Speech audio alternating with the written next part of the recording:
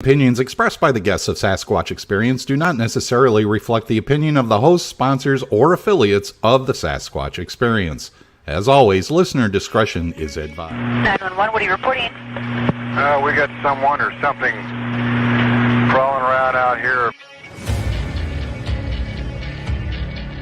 Does a legend walk among us, lurking in the forests of our world? Did you see what it was? Was it a person or an animal or? I can't tell. All I know is that my sensor light came on and I just happened to glimpse and see this thing running across the yard. A good-sized man or something. It looks like a man. I don't know what it was.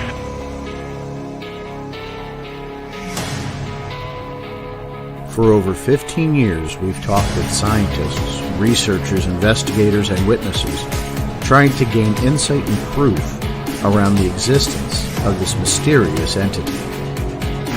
Jesus Christ, you better... Sir? Gio! Hello? Get somebody out here. What's going on now, sir? That son of a bitch is about 6'9", I don't know. Do you see him now, sir? Yes, I'm looking right at him. Uh-oh. Okay, hang on. He's right... Is he in your yard, sir? Yeah, God, he's big. Okay, what's he doing in your yard? He's looking at me.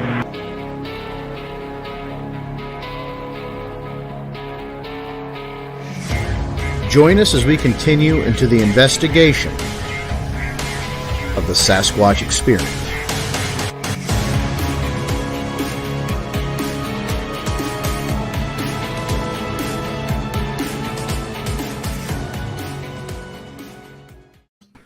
And good evening, everyone. Welcome to Sasquatch Experience for Monday, May the 9th, 2022. I'm Sean the Fork Chop Forker. He's Henry May, that's James Baker, and that's Vance Nesbitt. I'm poking you right in the head. Yes, right, I like being poked. Guys, it is great to be back. Oh, there it is. It's great to be back. We were going to come back live last week, but with Henry's travel and our travel, just wasn't the right time. But the three of the four of us were at the 2022 Ohio Bigfoot Conference, and guys, what a great event that was. Loaded with information, loaded with friends and people we haven't seen in a long time. Man, it was something else. I couldn't get enough of it. I hated to come home. Yeah, me too. Yeah, me three. Joey Knuckles, glad you guys are back. Right. Joey, we're glad to be back. We love you, buddy. Thanks for having us back. Yeah, Vance couldn't go because he had class. I have no class. Bitch-ass excuse that was, but he had class. I have no class. Henry jumped on a plane. Well, he didn't jump on a plane. He took a plane. Don't be too sure. You weren't there for that. Oh, okay. I've seen him jumping on planes before. I think somebody out there needs to Photoshop the William Shatner, there's something on the wing, with Henry May outside the window. Folks, if you're watching out there, I'd like that, please. Somebody please make that. That's going to be fantastic. And in return, we'll give you a signed copy of Forker riding a lawnmower down a hill. Or off a street. Oh, we've got me on a lawnmower, on all kinds of things. I think I'm even launching a nuclear weapon to North Korea, riding a lawnmower. Yes. So I don't know. We have some friends that have a lot of time on their hands. Mm-hmm. What the hell? Hold on a second. Something's playing with itself. Can you hear it? Hey, it's not me. Sorry. Nah. Well, I got a video clip ready to go here for a little bit, so. It's okay. It was my fault. I was premature. No jokes. No jokes. Not a single one of you bastard laugh at that. But anyhow. Welcome back, everybody. It's so good to be. Yeah. How about it? You know, I don't like this camera angle because it looks like I'm going bald and my ears popped out like a frickin' chimp. But that's okay. I got to be able to hear myself or it gets really awkward. Yeah. So, guys, we're going to let Henry and Bake talk about the conference a little bit because they actually made it into the room to hear the speakers. The only time I got in that conference room was at the VIP dinner when there was a fantastic presentation by Don Keating and a really good exchange between Don Keating and Matt Moneymaker that I think left everybody speechless because, of course, those two have had a past.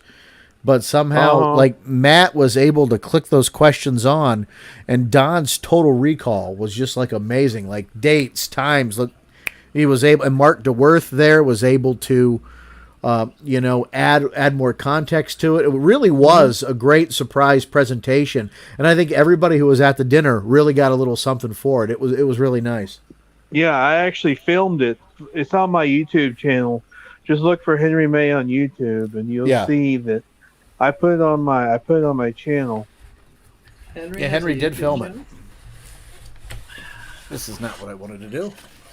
Anyhow, I ended up getting a copy of Don's, and it looks like I folded it already, The History of Bigfoot at Salt Fork State Park. He only sold this to a limited number of people at the Ohio Bigfoot Conference. I think he's going to be selling more at conferences he's going to, but it's a real good piece of history that if you can get a copy of it, get it, folks. It was $25, signed by Don, but it was well worth it. He had an order set up on his table, so he's going to be sending more out as time goes on. Yeah, it was well. So worth my it. question Good to time. you, Henry, how is Keating doing? Oh, he seems to be Health-wise and doing. enthusiasm. It seems to be doing well, and he's That's good. apparently writing another new book. I actually got a copy of that book myself, of History of Bigfoot at Salt Fork State Park. He is writing a new book. Eric Altman's in the room. Eric, it was good to see you too this weekend, man. Everybody that showed up had a good time. It was a good event, solid hosting, well produced, put together, and just the sense of camaraderie that was there was like an old time reunion again. It was a lot of fun, and I think the information that was shared in that setting was really interesting. And I know every time Bake disappeared and came back, he had something new to talk about. Like he was the literal kid in a candy store this weekend.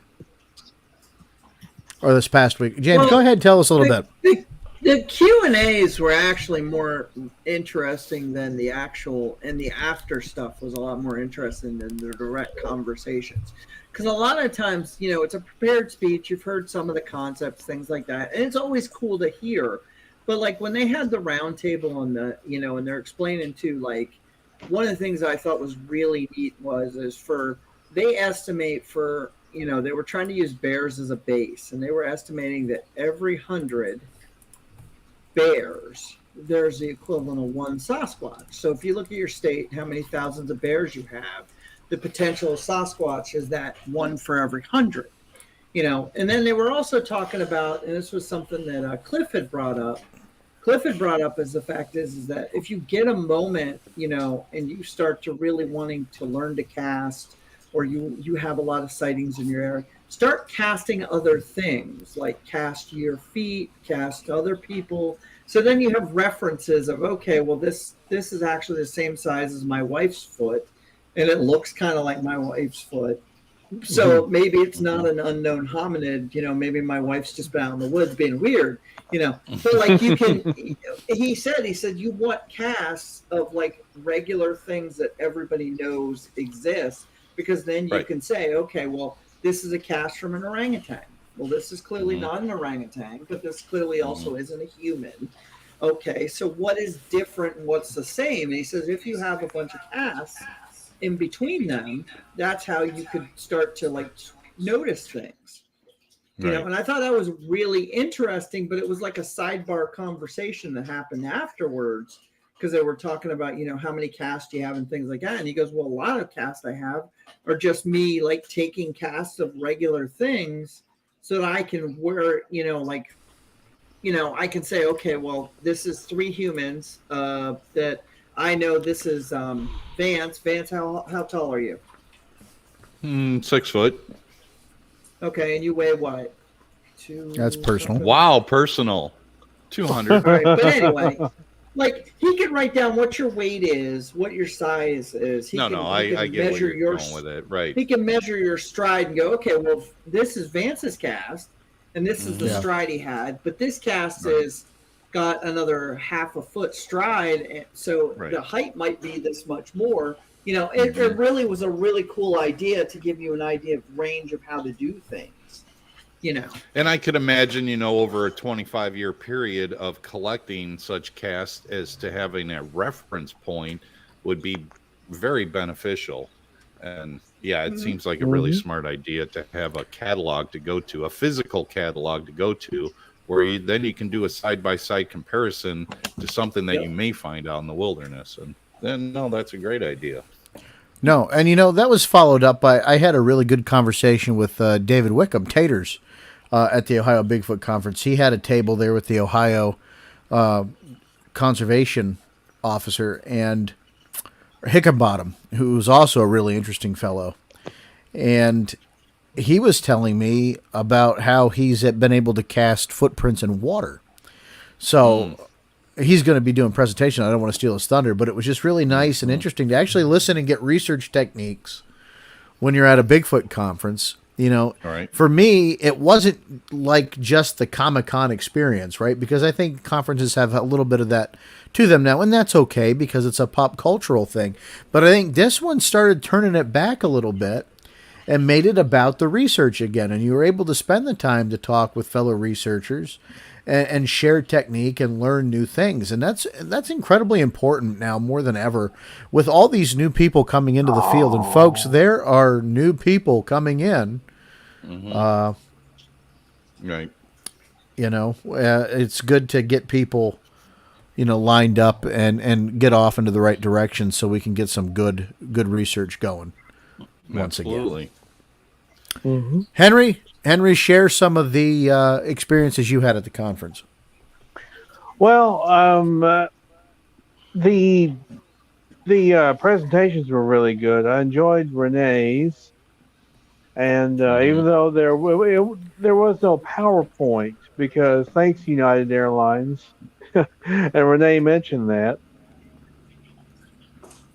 They're not one of our sponsors, so that's okay. Yeah, right. She thinks that Sasquatch are more paranormal than anything else. Right. Which is interesting. But that's nothing new, though. I think she's carried that torch for quite a while. She has. And she does not think that Sasquatch are flesh and blood, in other words. So, well, I know Sean's take on this. I think probably Baker, too. Flesh and blood or paranormal? What's that? You want my opinion? Yeah. Do you need me to hit you with a rock? You know what I am. Yeah, I know. I didn't hear her presentation. And so I really can't comment on it. I don't know if... I think you have to be really careful and to not put words in people's mouths, because is she talking about it being a paranormal being, or is she talking about it in the context that in her research and studies from talking to other people in other cultures, this is what they're leaning towards? So I think I got to be very careful. Question. Right, that's fair. Because I think some of her cultural studies were not as much that it wasn't a flesh and blood creature. It was that the people that experienced it believed it was more than that. It became part of their culture. Nature, it became part of their things. Exactly. Right. And Meldrum said something that really hit in my head, which was, if tomorrow Vance, and I'm picking on you today, I don't know why. That's fine. But if you hit one with your car, and we 110% had a body that was real, and we could prove that Sasquatch existed, it wouldn't mean that tomorrow we would find a tribe, or the next day that we would find 1,000 of them laying around in the Ozarks.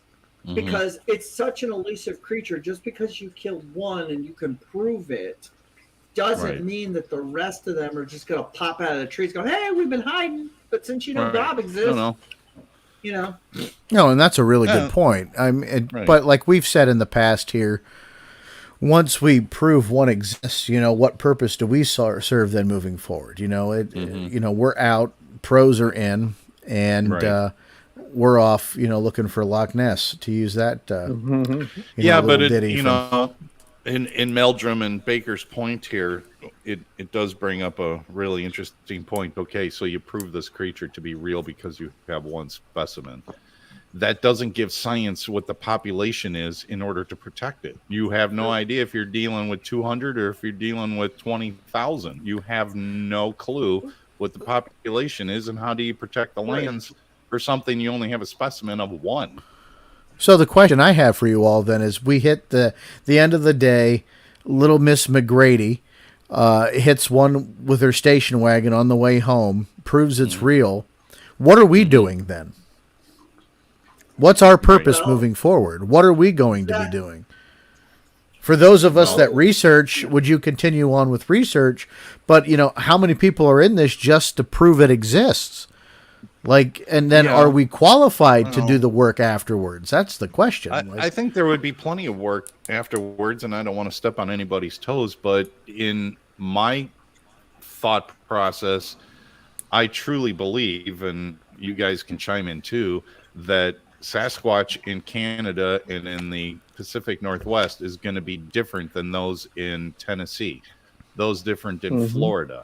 And I think the research may continue to find the diversity of the creature then, and the hunt would still continue. Well, maybe not and again, to the greatest degree, but now you're going to have enthusiasts that have proof, this thing is real. Now we really have to buckle down in order to find out Hair what the samples diversity that is. you could test against. And guys, I think that all sounds great, but the problem is, once it's proven, guess what? You know how hard it's going to be to go out there and do what we do anymore? Yeah, you're going to have the nutbag out of the woodwork. Not just the nutbags. You're going to have a whole new set of law that'll have to be incorporated through the Department of, Interior and everything else. Like, it's not going to be the same situation we're in anymore. And part of it is, like, it's great. The mystery that still kind of allures all of us to this, keeping it around, is wonderful, and it's a great thing. But once you take that mystery away, you become real scientists. My point is, how many people in this field are equipped for that? Right. Well, and that's because like that's real science, boys and girls. That's not dipshit science. That's real science. That would dissect it down to every little microbe they could. They'd know stomach content. They'd know everything they could. They would test the hair to see where it's been. Like, there would be so many scientists just begging for that. It'd be like, and the other thing is like, then all the reports that people didn't really talk about in that area, they would all come out of nowhere and go, no, I've seen this thing for years. I just thought you'd think I was crazy. Let me show you what I got. And that right there is, a very important piece to think about. How many people that have been sitting on pictures or videos or whatever they've had over the years because they don't want to be that guy now come out of the woodwork that could have solved this. There's a lot to think about. But that's not the purpose of tonight's show. Right? We went down a rabbit hole, and that's okay because this is a talk radio program about Sasquatch Bigfoot, right? That's perfectly fine. But we do have a topic here tonight for the show, and of course, before we get into it, I do want to say that I think there still are a limited amount of tickets available to the Sasquatch Triangle Conference this weekend at the Lake Park Pavilion in Coshocton, Ohio. It's on Sunday, 5/15, from 9:30 to 5:30. It's going to be featuring Todd Neese, Eric Altman, Steve Calls, Mike Feltner, Mike Miller from the Ohio Night Stalkers, and Don Keating. And, of course, we've hosted all these people on our program in the past. Well, with the exception of Don Keating, but, we've done so much with Don in the past, he's like practically a founding father of the show. Yeah, absolutely. Right. So get out there, folks. If you haven't got your tickets, go on the Facebook. Just throw in Sasquatch Triangle Conference. It's going to be a good event. Some really great speakers there. You're not going to regret it. Vince, where are we at for time? Do we still have a few minutes before? Yeah, we do. Sure, we got 10 minutes. Why not? So let's set this up. Is there anything else you guys want to hit before we actually get into the meat and potatoes of the show? How about it? Oh, one more. There is a Bigfoot conference going on in June that I'll be speaking at, the Forest County Bigfoot Festival. That's in Marionville, Pennsylvania. That is the weekend of June 12th, I think. We'll post links for it in the Sasquatch Experience Facebook group. I'll be speaking. David Wickham will be speaking. Amy Boo will be speaking. Jamie and Jenny King will be speaking. So it's going to have some fun speakers there. Let's bring the whole family it's going to be one conference you don't want to miss. It's going to be outside, going to be a great time. And you folks won't want to miss that one. Sasquatch Experience, folks. Sasquatch Experience on Facebook and Instagram. Squatch EXP on Twitter. Hit us up, guys, because we are socially active and we depend on you to drive content. And you can email us at info@sasquatchexperience.com. I finally got that working, so you can email us info@sasquatchexperience.com. And now, gentlemen, I guess I would also be remiss if I didn't say we have our Patreon, patreon.com/Sasquatch Experience. Starts for as little as $2 a month. You get ad-free shows.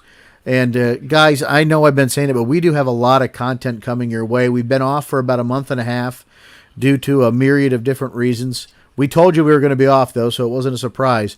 But got some good stuff in store this summer. I can't wait to get it out to you all. And, of course, Dr. Squatch, DSQ EXP, 20% off, $20 for new customers. Take advantage of that. And, if you got an itchy crotch, get yourself some Dr. Squatch. Get yourself some Dr. Squatch. And on that note, I am done with the. Let's just move along. I'm done with the shameless plugs. We can talk about the actual meat and potatoes. Yes. Of our executive producer, Brian Corbin. Glad you're back. We're glad to be back too, boss man. We're having a good time. But Snelgrove Lake, guys, this is a story that, really caught my attention when Monster Quest was still on TV back in the early 2000s, or the mid 2000s, I guess. Yes. And I was captivated by the thought of this very remote lake that you have to take a float plane to get to. Mm-hmm. And the people that have been out there had experiences with, a Sasquatch creature. To the fact, one point, there's an alleged ransacking of a cabin that happened. Actually, I got this ready to set up if you guys want me to. I have like the little interlude. I'll throw a little disclaimer up there too. We'll add this to the stream. We'll go full screen. This is Monster Quest. And here we go.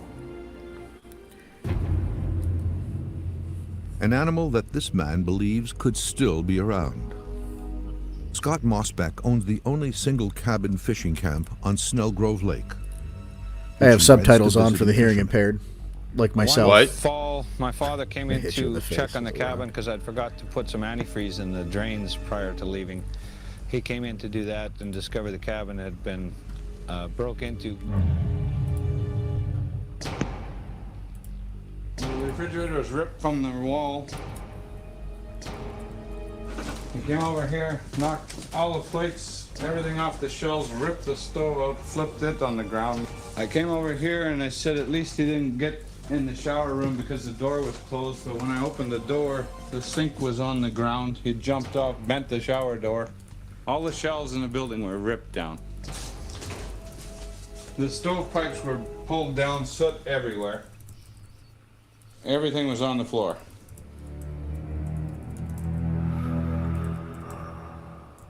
Most of these outposts would be lucky to see 50 people in a season. There is virtually no population, hardly anyone year-round, and only us visiting in the summer. Mossbeck says a creature has visited the camp regularly, seemingly angry about the cabin and sometimes the occupants. In 2000. And there we go. Before we get into the actual story, so you saw the video of this ransacked cabin.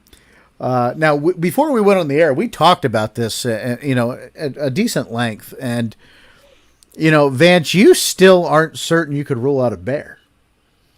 No, I mean, there are argumentative points that a Minnesota bear expert claimed that when this destruction happened to this cabin, it was between late October and mid-December, when bears are primarily in hibernation at that point of the year.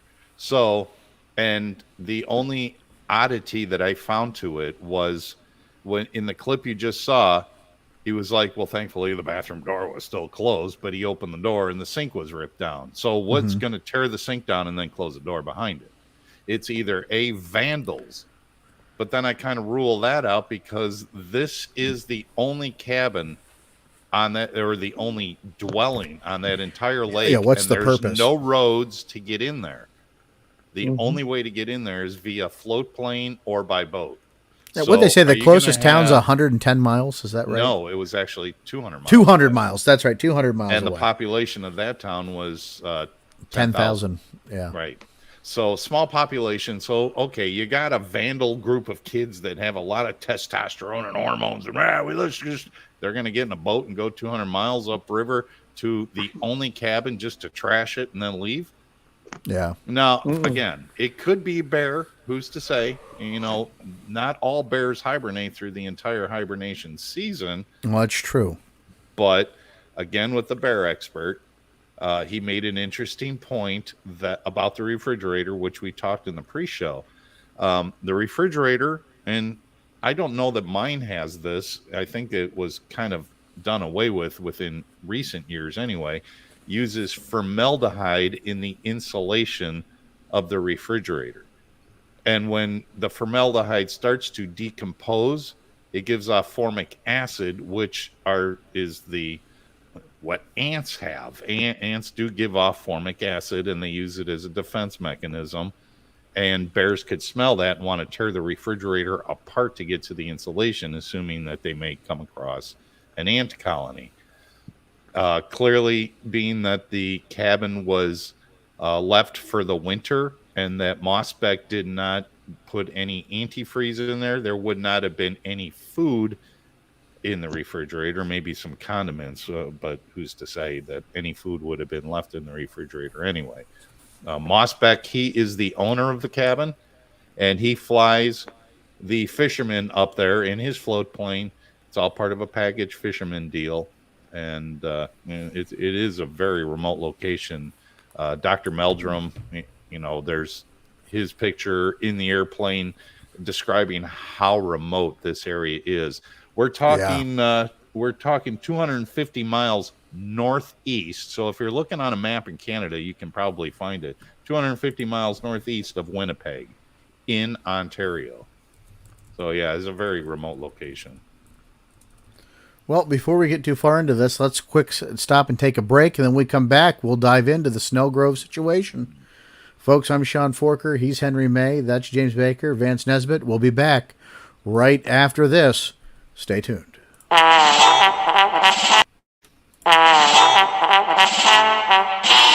If you're feeling stinky and if you're feeling bad, just remember one thing on how not to be sad. If you got an itchy crotch, buy yourself some Dr. Squatch. Squeaky clean and smelling fresh, be the envy to the rest. Dr. Squatch soaps and shampoos, square shape that feels great and smell fantastic too. Use our promo code DSQEXP for 20% off $20 or more. Start your day off with a healthy clean you with Dr. Squatch soaps and shampoos. Promo code DSQEXP.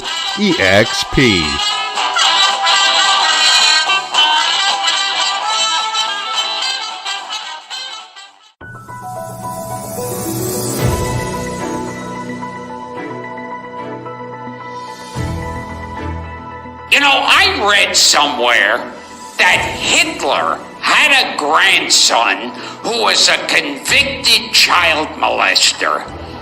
Imagine being the embarrassment to the Hitler family. Is there anything worse than being the Hitler who the other Hitlers don't talk about?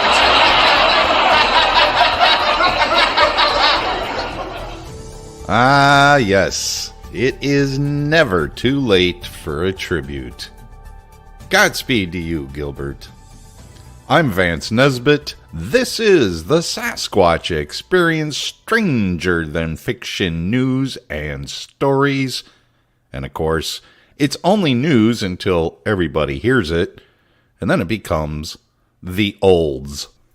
So let's get right into it from 2 weeks ago at the end of April.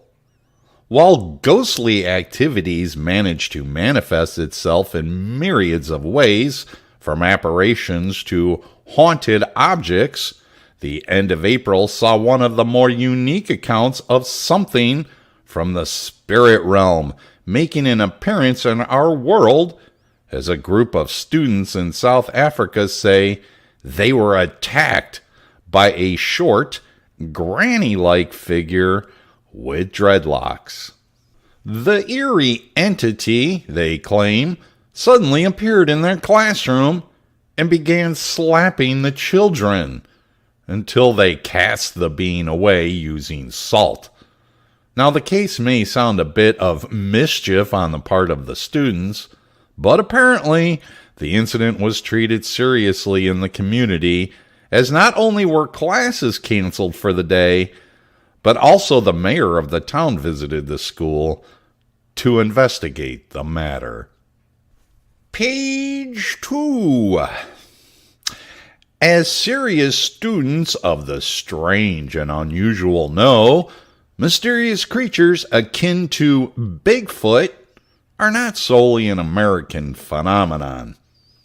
And of course, at the end of April, one of the famed cryptids' international cousin popped up in the news when a farmer in Argentina reported encountering a terrifying bipedal beast known as Ucumar. The unnamed witness claims that earlier in the month he was investigating a commotion on his property when he stumbled upon an approximately 5.5 foot tall, hairy creature that sported a pair of menacing red eyes. The unsettling experience left the man deeply shaken, and he is certain that he crossed paths with Argentina's version of the Sasquatch. Page 3. Taylor Swift has bugs. No, that's not what it says. Taylor Swift has more than 200 songs to her name, and now also has a millipede. Derek Hennon, an entomologist who completed his PhD at Virginia Tech back in 2020, discovered a millipede species and named it in Swift's honor. According to the paper that was published in April in the journal Zookeys, the species is called Nanarnia swiftae, or the Swift twisted claw millipede. The discovery of the species was part of a paper by Hennon, along with co-authors Jackson Means and Paul Merrick, that identified 17 new species of twisted claw millipedes from Appalachia. Researchers determined the arthropod named for Swift was a unique species because of the millipede's genetics and special legs, Hennon explained. So that wraps it up for this edition of the Sasquatch Experience, Stranger Than Fiction News. And thanks for welcoming us back after our long hiatus and retreats and killing sprees. So let's get back to the conversation with the 3 squatchiest guys I know. While the news was coming in, by the way, great news segment this week, Vance. And Gilbert Godfrey, we miss you, friend. Yeah. Mm-hmm. I got these footage from these pictures from Henry's the airport Henry made it to during the break, and I want to show them to you guys here. Here we go.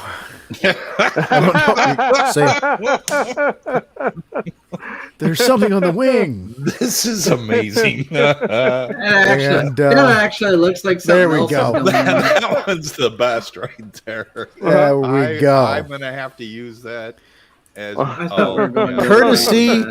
courtesy of our friend Joey. Thank you so much. Thanks, that made my day. I love it. You're on my Christmas list, Joey. Way to go, man. Oh, that's awesome. Man, that was fantastic. On the wing. There's something on the wing. It's got oregano. Yeah. James, for the past, I guess, 2 times, we've picked Henry up from the airport on the way back, he's tried to slip in some caprese salad or oregano to get Henry stopped at boarding. Right. Hasn't happened yet.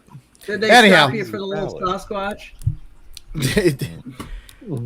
All right. Loaded up with- Back to Snelgrove Lake, right? So where we were talking about the cabin and the damage done to the cabin.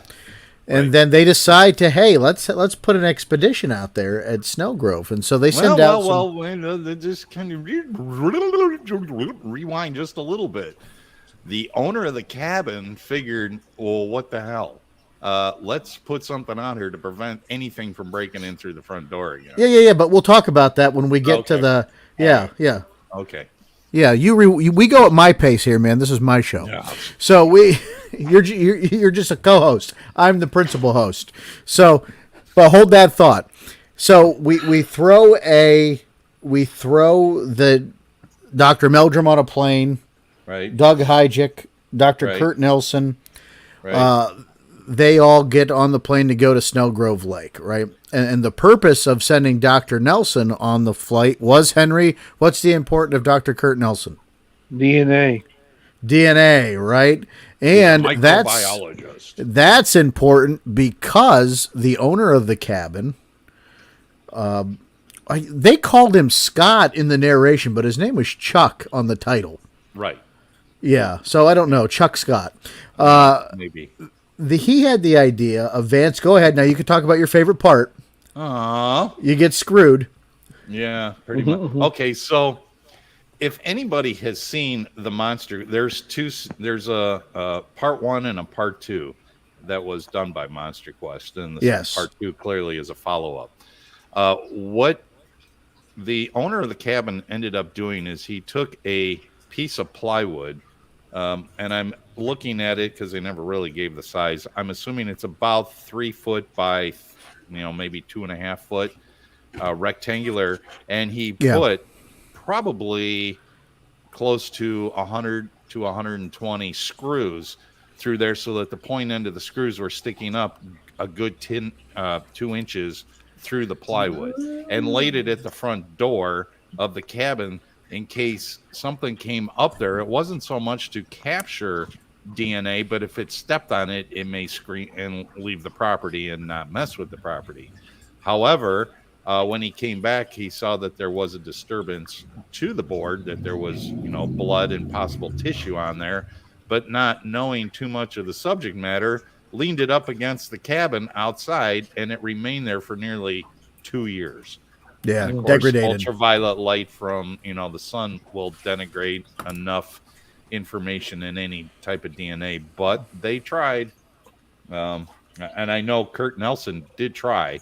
They did scrape samples and along with Meldrum, and to do samples on it.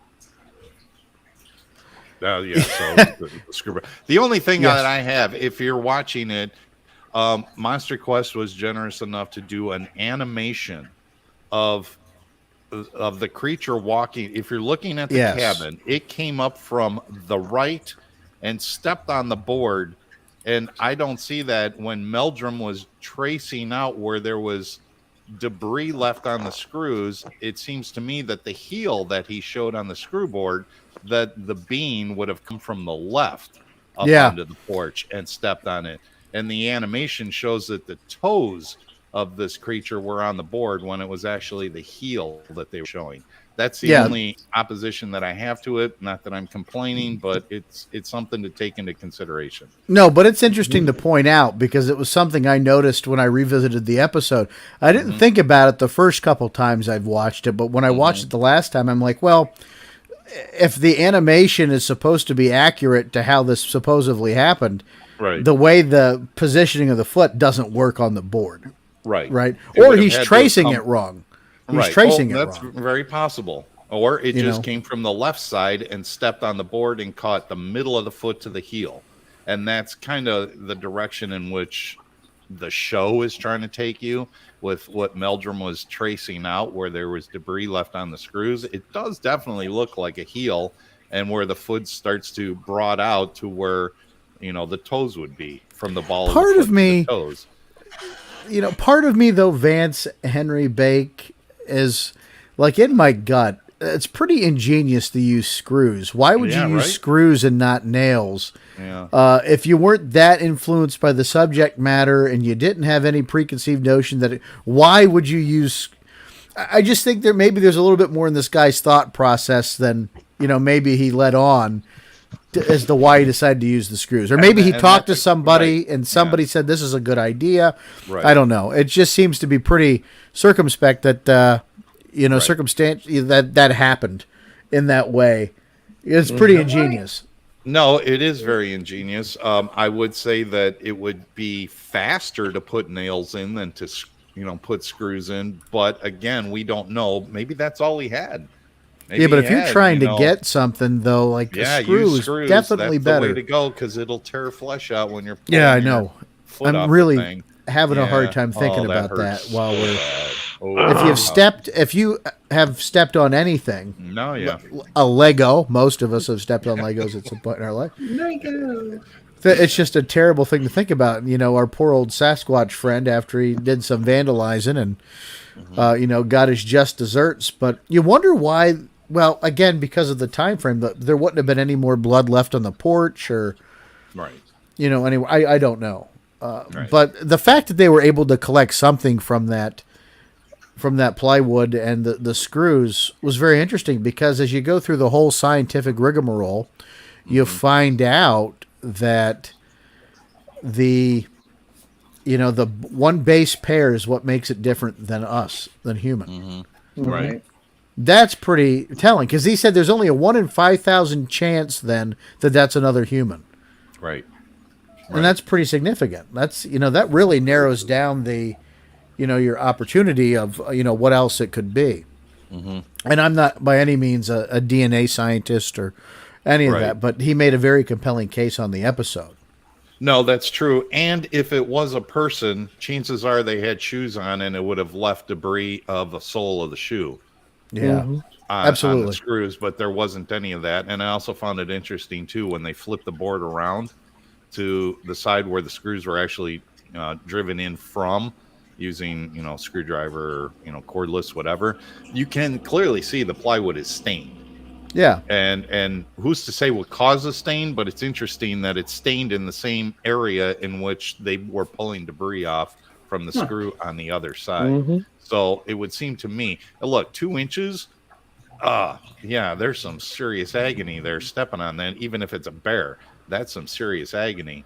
And it's going to bleed out. But you wonder if the rain maybe pushed some of that through the particle wood plywood too, and kind of pulled it at the bottom. Yeah, I don't know there. But what was interesting is they're going through and doing their little expedition. I don't want to say little, like I'm minimizing it. They're doing an expedition. It's not a large group expedition, I should say. A smaller gathering, because you have to get there via float plane. They have a little interesting scenario of their own here, and we can go ahead and play that right now. In 2003, Joe Frischella and some fishing buddies... Wrong one. Maybe. At around midnight, without warning, something happens. They were probably watching us this whole time. Of course they were. Something has thrown a rock at the camp. Shh. Did you hear that? That rock was pretty good size. I'm still shaking. It sounded to me like it hit from that side and hit this. I thought it came over the crest into this side and walked to the edge of the building. No, please. Let's stay here. We've had action now. We've had rocks thrown at us.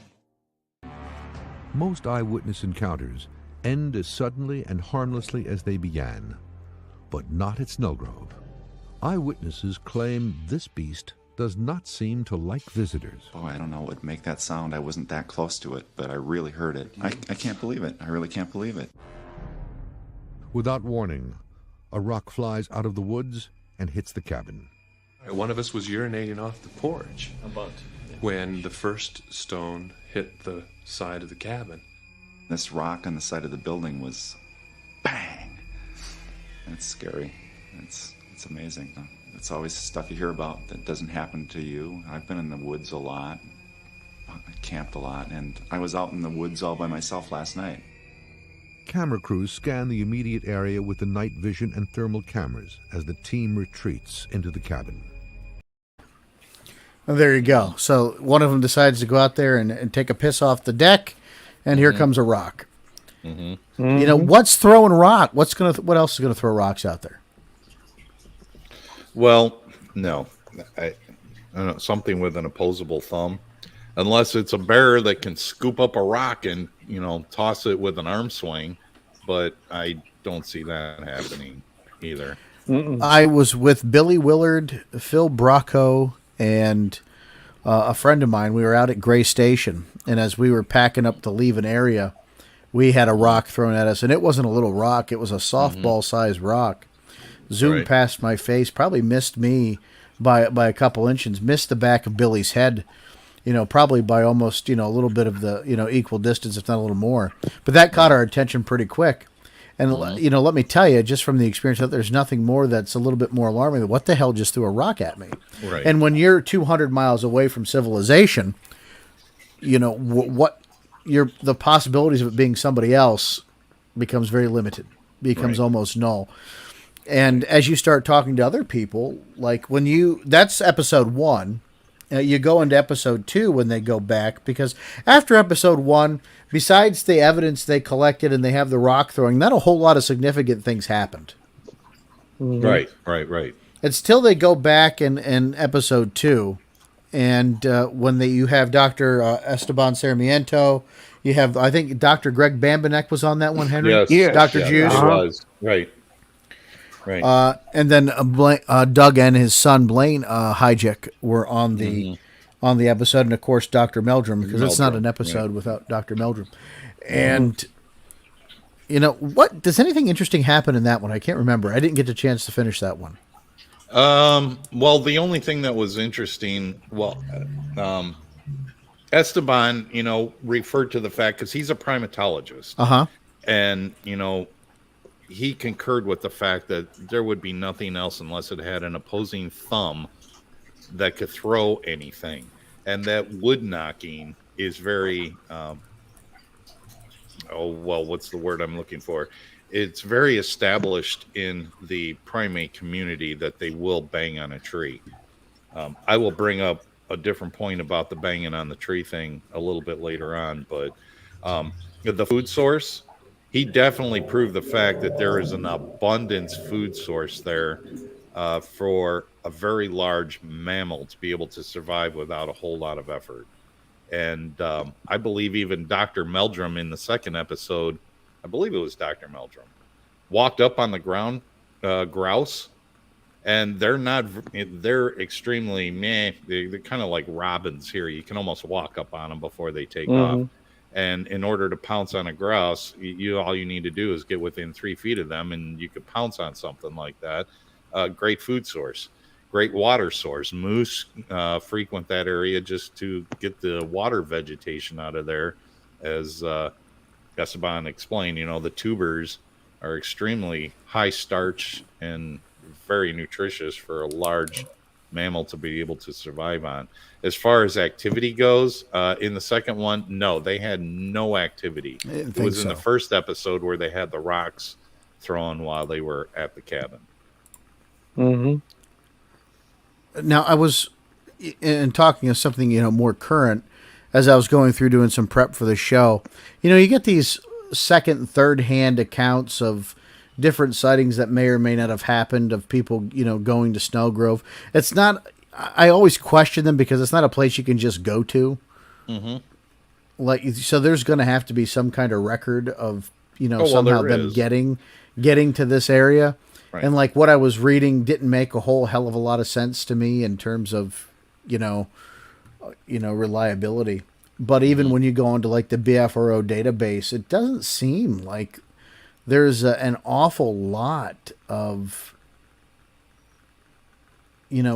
reports posted from that particular region. Well, within 200 miles circumference around the cabin itself. In the second episode, while they were there, the berry pickers, a woman or a daughter and her mom were going to do the berry picking thing, the blueberries, because you're talking 200 miles away from where the cabin is going south. So the blueberries were ripening faster than they were where the cabin is.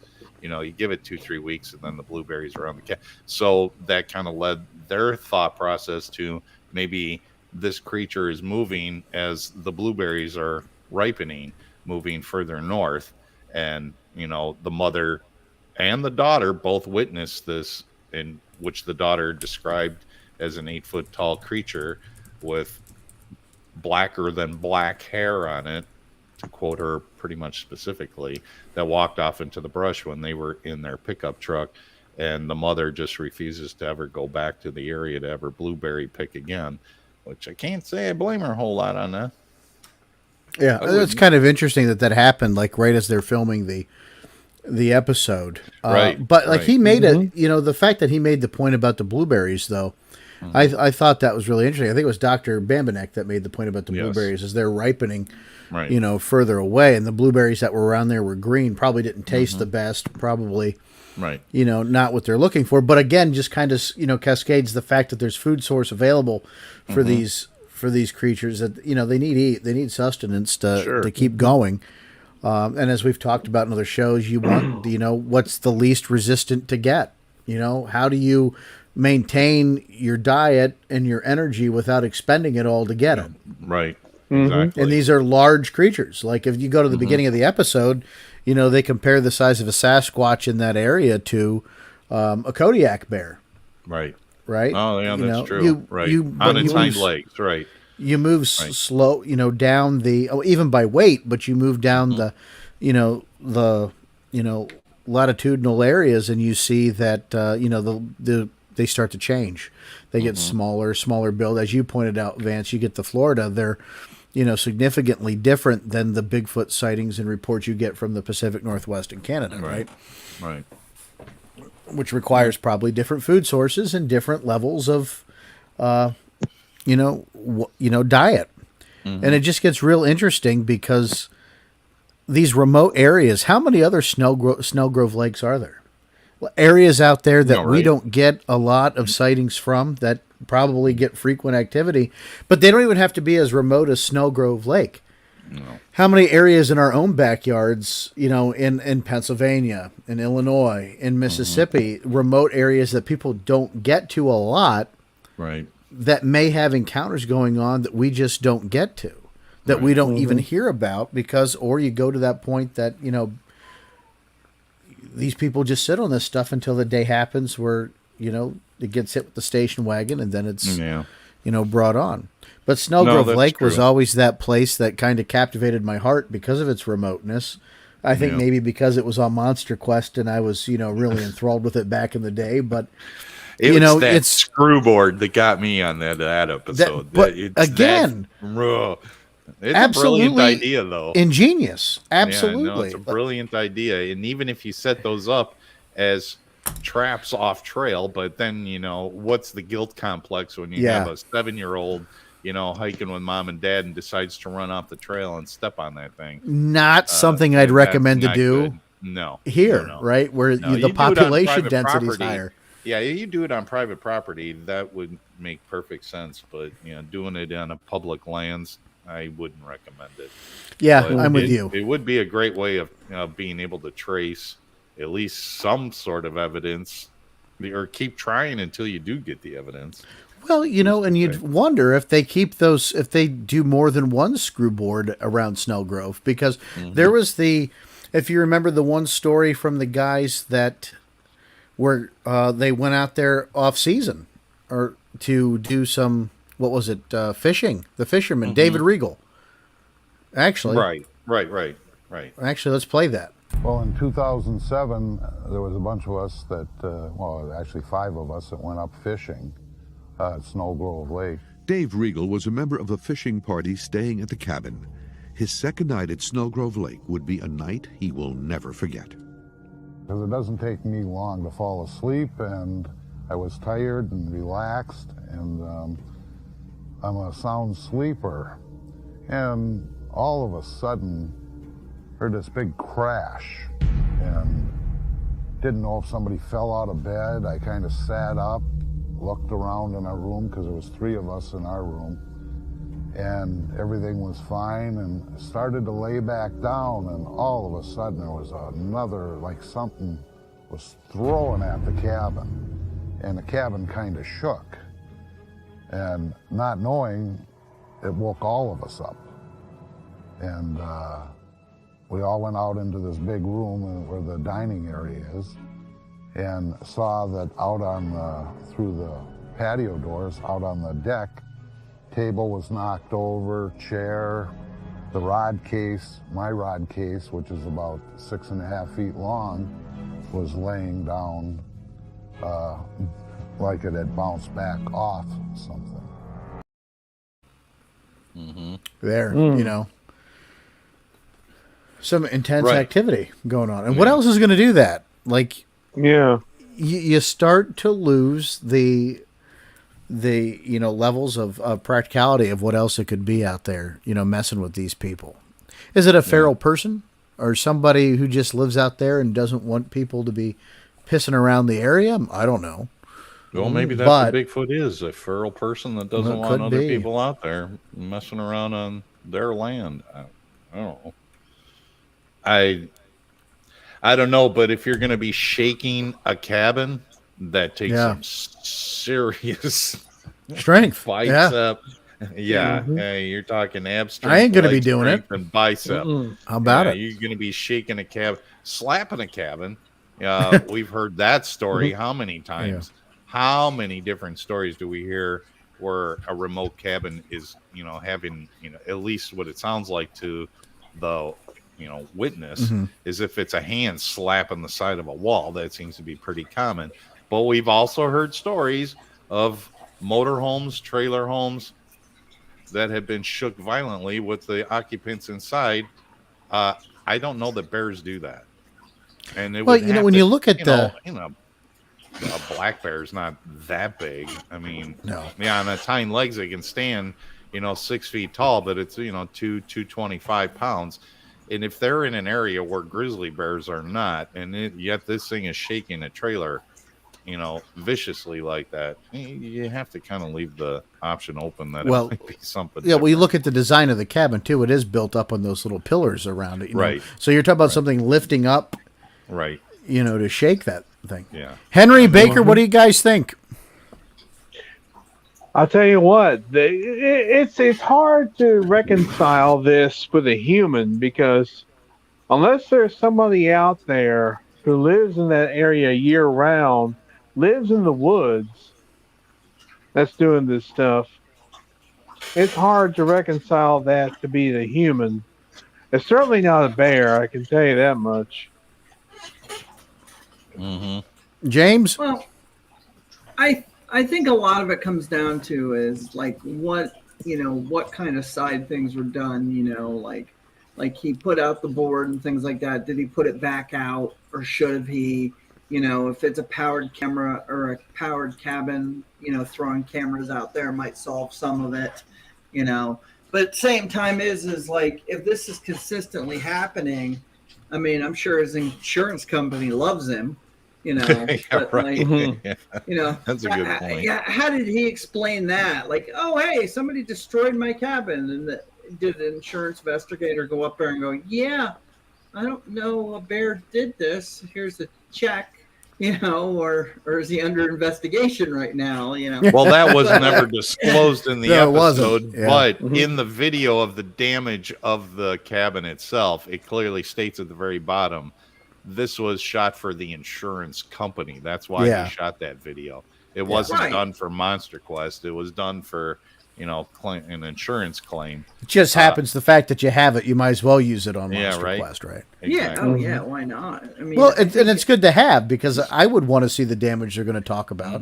Like, it adds another element, another dimension to the story, that you have some sort of evidence that proves this actually happened, not just your word. Right. And how often does that happen? I gave a brief thought to the minute, and it only lasted less than a minute. Maybe it was raccoons, but I can't see raccoons tearing down shelves off a wall and knocking a sink off the wall. They're pretty rowdy, but I can't see them doing that kind of extensive damage where they can knock a refrigerator over. That's the thing that really bothers me the most about the whole situation is like, what goes to that extent of damage? Because to me, that seems like a warning or a, hey, get this stupid box out of off my property. Yeah. Right. You know, it's not, a raccoon would take what they want and then come back as they needed it. A bear would take what they want and come back multiple times. But why would it open doors to destroy things and then shut the door? Like, animals don't think that far ahead. You're right. And then you brought up a really good point, which I wanted to touch base earlier on regarding the screwboard. This thing came in through the front door.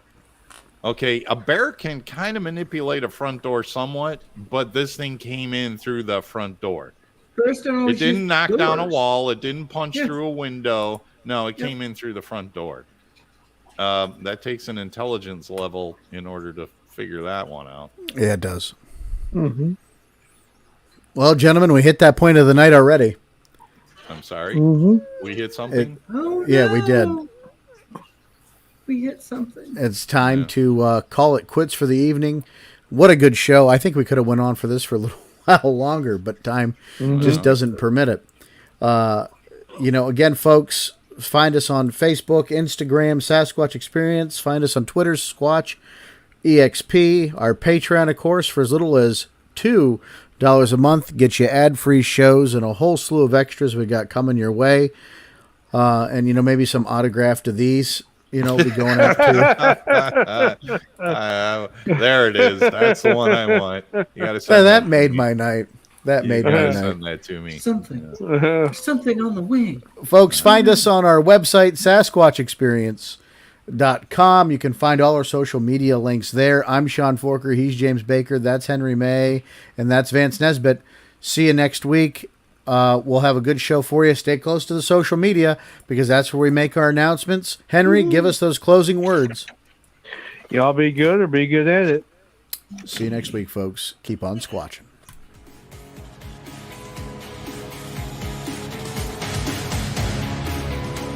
You've been listening to Sasquatch Experience. Please rate and review wherever this podcast is consumed.